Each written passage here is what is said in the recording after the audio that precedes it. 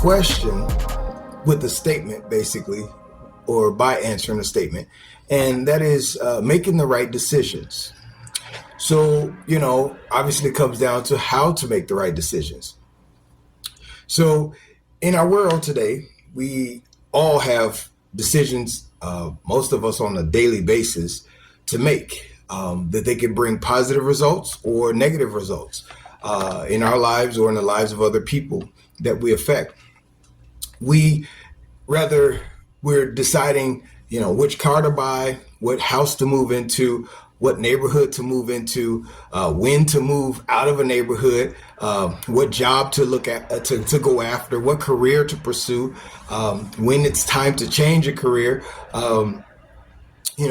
should you have kids, should you get married, should you start eating this food, will this do better for your body, should you work out, should you stop working out so hard, just so many things that we decide, and the list goes on and on. It's endless. So in this making decisions, we always want to make the right decisions, and sometimes we, in our best efforts, make the wrong decisions. But the goal is to make the right decision and make the best decision for ourselves as well as for others. Since we always answer this from a natural and spiritual standpoint, we're going to be coming from the book of 1 Kings, chapter 3, and this is verses 16 through 28. And as always, this is a lot. It covers a lot. So I'm just going to explain what's happening. But you can feel more than free to go and read it yourself. So in this record in the Bible, we have two women who are mothers, and one of them, they actually both came to Solomon. Okay, he was a king, David's son.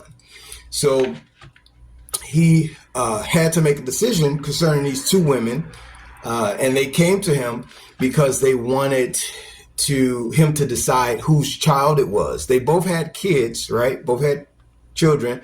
One of them accidentally slept or rolled over on top of, during the night of the child, and accidentally smothered the child. So the child did pass away.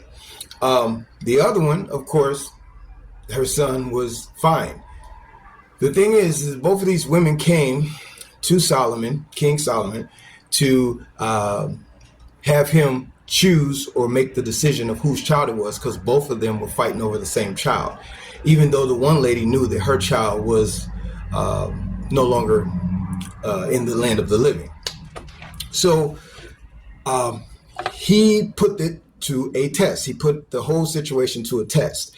And I'm not going to get into the details, you can go and read it yourself, but he put the situation to a test, and in which it would have caused harm to the child that was alive.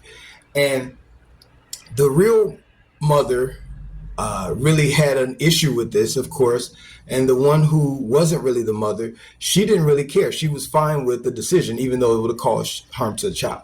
So the real mother said, no, that's fine. If we're going to do this, if we're going to cause harm to the child, then I'll just let her have the child.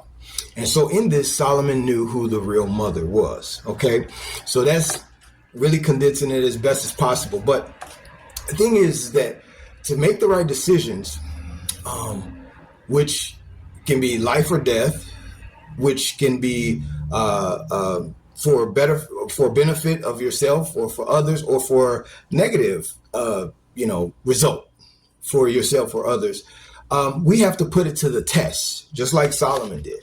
And so the test, how do we test that? We test things by really looking at the motive behind it, looking at our own motives as well as the motives of even other people. But we want to look at our own motive of why we want to do this. Really, is this going to benefit myself, or is it going to benefit others? Is it a selfish decision? Is it a decision that actually, makes life better for, myself, as well as being a good example to other people to pursue a path to for them to be successful or for them to be a benefit to other people in society. The thing is that we have to really check our motives. That's really what it comes down to. It's just really as simple as that. But of course, it takes a lot of self-discerning to figure out if it's really the path that we need to go. But nobody's going to judge you for going in a good path. Nobody's going to beat you down or think you're a horrible person for going in a good path. But of course, other people make decisions that can be negative as well. So this one I leave to your imagination, because I'm sure you, as well as myself, we always have to make decisions about life.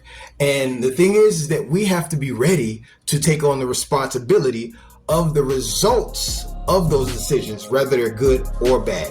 All right, so this was your Monday's Talk. And as always, if you have any questions or anything that you want to see addressed from a natural or spiritual standpoint, let me know and we'll do our best to address it. All right, till next time.